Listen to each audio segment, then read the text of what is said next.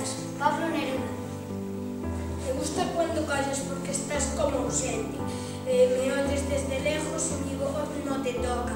Parece que los ojos se te hubieran volado y parece que un beso te cerrara la boca. Como todas las cosas están llenas de mi alma, emerges de las cosas llenas de alma mía. Mariposa de sueño, te pareces a mi alma y te pareces a la palabra melancolía. Me gustas cuando callas y estás como distante y estás como quejándote, mariposa en arrullo.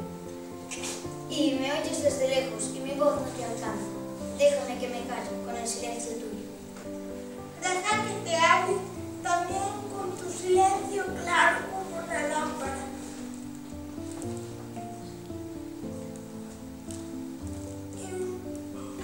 Y como un simple anillo, eres como una noche, callada y constelada. Tu silencio es de estrella, te aleja sin ti. Cuando callas, porque estás como ausente, distante y dolorosa, como si hubieras muerto.